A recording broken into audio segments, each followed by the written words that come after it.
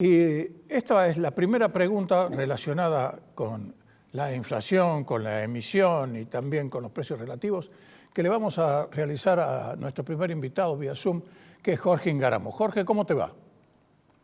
Hola, ¿qué tal, Gustavo? Gracias por llamar. Estoy muy bien. Bueno, me alegro.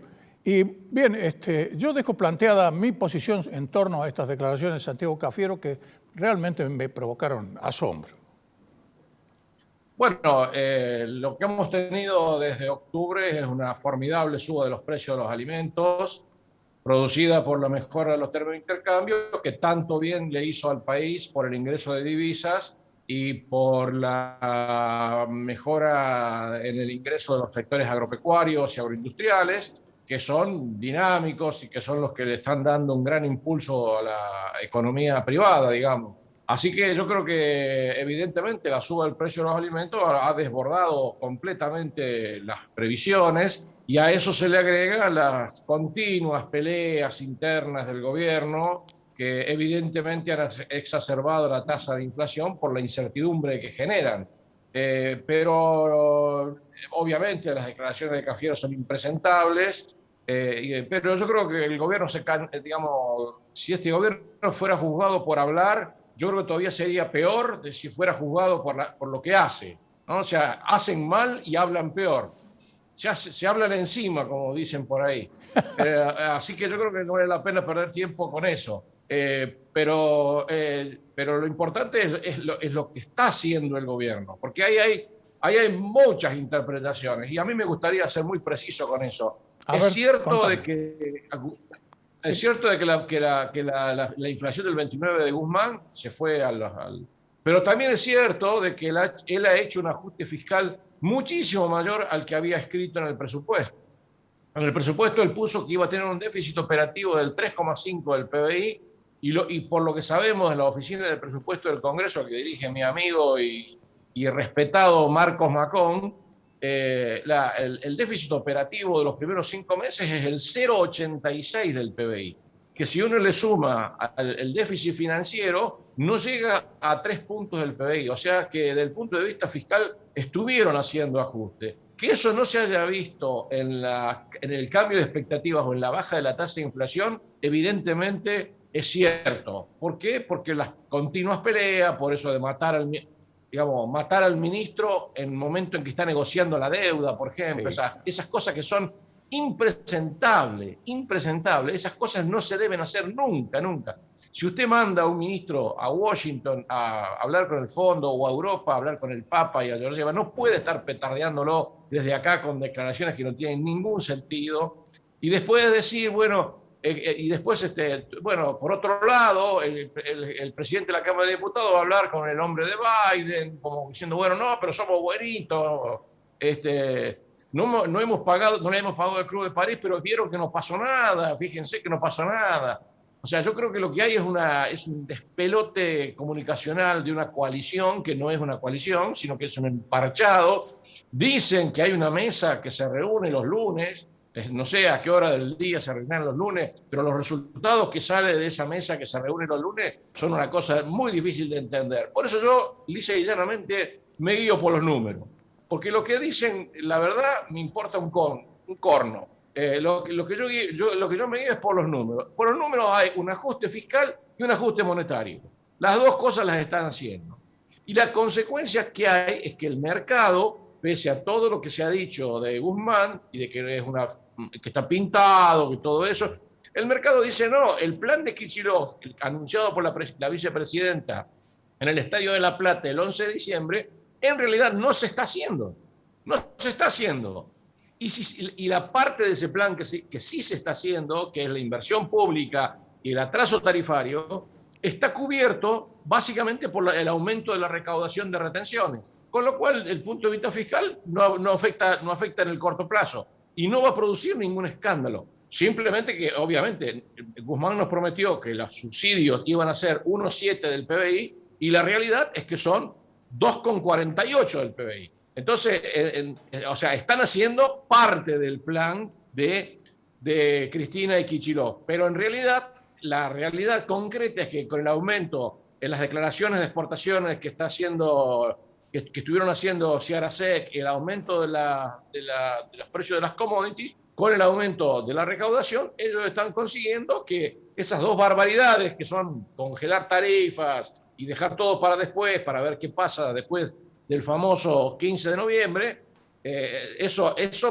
vaya a saber quién lo comanda, si es que lo comanda alguien. La sensación que uno tiene es que es el resultado de un despelote interno fenomenal que nadie hace nada por acallar. O sea, el gobierno se ha vuelto insustancial desde el punto de vista del proyecto y de los contenidos. Y están pasando cosas que apuntan a que por un lado tengamos buenas relaciones con China, con Rusia, con Irán, con Venezuela, etcétera, etcétera.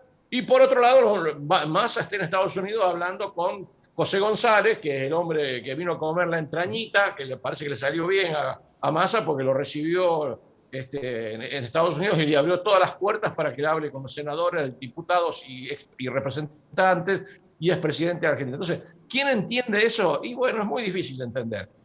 Para mí, las declaraciones, yo cuando escucho hablar de las declaraciones de ellos, directamente no pierdo un minuto en analizarlas. Y me acuerdo mucho del famoso dicho de Néstor, del cual todos deben ser herederos, presuntos o, digamos, o falsos, que decía, miren lo que yo hago, no lo que yo digo, cuando le tocaba la rodilla a George Bush. Exactamente. Lo que pasa es que indudablemente todas estas idas y venidas, y en algunos casos son idas de las cuales aparentemente no hay regreso, en materia de política exterior, no hacen sino deteriorar todo el proceso económico argentino, porque la poca facilidad que podría haber habido para asistir, concurrir a los mercados voluntarios de crédito, le han cerrado totalmente las puertas. Y lo mismo si seguimos postergando sine die el acuerdo con el Fondo Monetario Internacional, y veremos qué pasa cuando vence este periodo de gracia que nos ha dado el Club de París, porque vence antes de las elecciones, ese famoso día de noviembre, como decís vos. Sí, sí. El principal consejero de la vicepresidenta, que aparentemente tendría el poder fáctico, digamos, el principal consejero hace 14 meses que está en default. El tipo está en default, lo más campante, no pasa nada, cierra las escuelas, abre las escuelas. ¿No?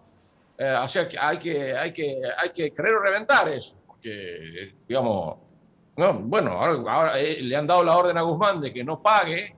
Hoy está circulando el rum de que le habrían pedido a Massa que gestione, que paguen una parte de lo del Club de París como un gesto de buena voluntad, y que eso implicaría que podría llegar una misión del fondo para revisar los números, etcétera, etcétera. Pero la verdad, no estamos en los mercados internacionales de deuda, y por suerte Guzmán ha creado un mercado local de deuda que anda bastante bien, porque las tasas que está pagando para después de las elecciones son del 39 y 40% anual, que son muy parecidas a la tasa que paga el Banco Central por la LELIQ, que es el 38% anual. O sea que no le va tan mal en los mecanismos de financiación de la deuda interna. Pero ahora hay que pagar 155 millones por los primeros vencimientos que vienen de la deuda reprogramada del año pasado. Después hay que pagar 350 millones a los organismos internacionales que no son el Club de París ni el Fondo Monetario Internacional. O sea, el taxi sigue corriendo. Mientras estos tipos hacen política, ¿no? Y hacen una política que es prácticamente ilegible desde el punto de vista del discurso. Sí, es ilegible. Es un gobierno que se ha vuelto insustancial desde el punto de vista del proyecto. Sí. Insustancial. Hay que leerlo desde el punto de vista en que el gobierno lo único que está mirando, es decir, mira dos cosas, mira las encuestas y mira la proximidad de las elecciones, porque el tiempo sigue corriendo, como decías vos recién, el taxi sigue funcionando.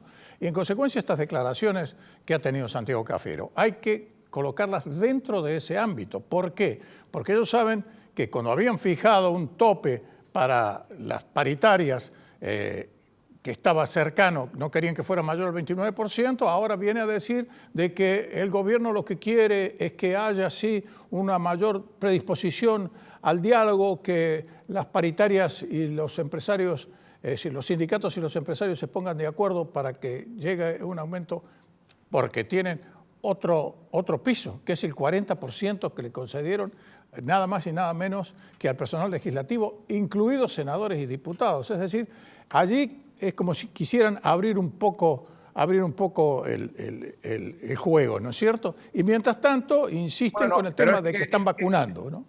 Todo eso hay que ponerlo dentro de un solo contexto.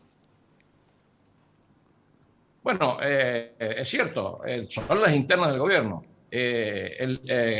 Moyano salta por un pedido de 52% porque le quieren tocar la oreja, le quieren mojar la oreja, le quieren sacar los cargos que tiene en la Superintendencia del Seguro de Salud y pasárselos a la cámpora. Exacto. Por eso digo, yo no sé qué deciden en esa mesa de conducción. Lo que sí sé es que finalmente no se hace el plan de Cristina, no se hace el plan de Kicillof, no se hace el plan de Guzmán, no se hace el plan de nadie, en realidad. Son todos una juxtaposición de pedacitos de cosas que se hacen, que es la que dominan ellos, ¿no es cierto? Incluso la toma de lo que se llama el loteo de los cargos, ¿no es cierto? Que de donde sale la lapicera, donde se manda la plata para las elecciones. El kirchnerismo tiene fama, y lo han ratificado muchos analistas políticos, de abuenarse para las elecciones, ¿no? Con esta historia famosa de que ellos saben perfectamente que de los propios hay un montón de desilusionados, de los propios que votaron ese 48%, hay un montón de desilusionados que se han tomado el palo, muchos de ellos, en mi opinión, definitivamente, y que no van a volver, aunque les digan que la lluvia va de abajo para arriba, así que eso no van a volver nunca más. Están a la espera de lo que vaya a hacer Randazzo con la señora Camaño, que son tejedores políticos a los cuales hay que atender con mucho cuidado. Yo en mi función pública conocí lo que era la señora Graciela Camaño cuando se movía en el Congreso, había que tenerle mucho respeto, ¿no? O sea, yo creo que ahora, ¿qué van a hacer cuando miren las encuestas? Bueno, las encuestas no le están dando bien. O sea, eso no cabe ninguna duda. No hay un triunfo arrollador del Frente de Todos en la provincia de Buenos Aires, ni mucho menos, ni mucho menos. Y ni hablar de la capital federal donde pierden por goleada. Así que, bueno, los gobernadores, como todo el mundo sabe, hacen la suya y no le dan bola a la política nacional. Y menos en esta elección donde no se juega nada presidencial. O sea, esta es una elección donde, como dice un conocido analista político, casi todo el mundo quiere que pase lo más rápidamente posible con tal de no perder. Esta es una elección que se va a hacer para que nadie pierda. O sea, donde todo el mundo va a querer va a jugar a no perder. No importa ganar, pero por lo menos no perder, ¿no? Salvo a la señora, la doctora, que tiene que ganar. Que tiene que ganar porque está obligada a ganar. Y los números no le dan a la doctora que tiene posibilidades de ganar en la provincia de Buenos Aires. Y ese es el desideratum. Y hoy, si usted le pregunta a cualquier empresario o a cualquier inversor, ¿por qué suben las acciones? ¿Por qué suben los títulos públicos argentinos? ¿Por qué? ¿Por qué? ¿Por qué? Y porque no le creen, no creen que este proyecto pueda continuar como está. Van a tener que venir cambios que bajen la tasa de inflación, que le paguen al Club de París, que arreglen con el fondo. Van a tener que ocurrir cosas algo parecidas a eso, que le den tranquilidad a la economía y bajen la expectativa inflacionaria. Porque si no viene nada de eso, las encuestas van a seguir como hasta ahora, que es mal para el gobierno, que son malas para el gobierno. No digo malas, desastrosamente malas, pero tampoco no son el avance arrollador que esperaban ellos con esta historia de que el salario y las jubilaciones le iban a ganar a la tasa de inflación. Eso no va a pasar ni soñando, y menos con esta política económica, que tiene estos aspectos que yo menciono, que son muy buenos desde el punto de vista monetario y fiscal, pero que desde el punto de vista de la expectativa inflacionaria son un verdadero desastre. Jorge, vos sabés que me quitaste la pregunta que tenía a punto de realizarte, es decir, ¿por qué suben tanto las acciones? Bueno, ahora las acciones se han aquietado, se salvan los bonos, pero además de todo esto que vos señalás, que es la opinión de muchos entendidos, sobre todo analistas internacionales, está también el hecho de que muy probablemente dentro de pocos días nos vuelven a declarar país de frontera y en consecuencia están en un precio de liquidación las empresas, ¿eh? Hay empresas que históricamente han perdido más del 100, 150%. Es una cosa inconcebible lo que viene pasando en el país. Hay empresas como Pampa Energía, por ejemplo, que han perdido el 70%, a pesar de que es una empresa que está anunciando inversiones por 260 millones de dólares para producir más gas. Es decir, desde el punto de vista financiero a lo mejor puede entenderse, pero desde el punto de vista de la economía real no. ¿Cómo lo ves a eso? Y eso veo que a las empresas no les va bien. En los países desarrollados las cosas van bien por la sencilla razón de que emiten un montón de plata y hacen andar la economía con emisión monetaria porque pueden, porque les da el cuero para eso. Acá no se puede hacer eso. Acá usted emite y antes de emitir ya la economía descontó la tasa de inflación aumentada. Entonces, esto acá no se puede hacer. Y obviamente lo que está ocurriendo con las acciones y con los títulos argentinos es que el mercado no le da bola a lo que se dice. No le da bola a lo que se dice en una coalición donde se dicen cosas totalmente contradictorias entre uno que quiere arreglar con el fondo y otro que hace 14 meses que está en default. Entonces, si no nos hundimos definitivamente, cuando uno dice que uno está 14 meses en default y el otro es que está en el Ministerio de Economía, dice que quiere pagarle al fondo y quiere negociar con el fondo y quiere negociar con el Club de París, quiere decir que evidentemente el mercado está en otra cosa. El mercado está esperando lo que puede llegar a suceder, lo que considera más probable, y es que no haya un triunfo abrumador del Frente de Todos que le dé la posibilidad a la vicepresidenta de hacer su modelo. Si no, el mercado no compraría. Porque una cosa es barata si yo espero que va a subir, pero si yo espero que va a seguir bajando porque va a venir un gobierno peor o van a hacer cosas peores de las que están haciendo, que ya es mucho decir, entonces yo no compro acciones. Uno compra acciones cuando espera que algo pase. Si mejoran los títulos públicos es porque yo creo o pienso de que me van a pagar en julio los intereses de los bonos que refinanciaron el año pasado. Si yo no esperara que me van a pagar la refinanciación de los bonos, los vendo, los quemo, los tiro a la basura. Y eso no está ocurriendo. ¿Por qué? Porque ellos saben perfectamente, el mercado, evidentemente, porque el mercado no lo hace un Ingaramo. El mercado lo hacen muchos tipos de acá y de afuera que dicen, mirá, la acción de YPF a 5,50 todavía me parece atractiva. Efectivamente es así. Bien. Te agradecemos, Jorge, como siempre, la claridad de tus conceptos y sobre todo la profundidad de algunos de esos conceptos. Gracias y en cualquier momento volvemos a charlar.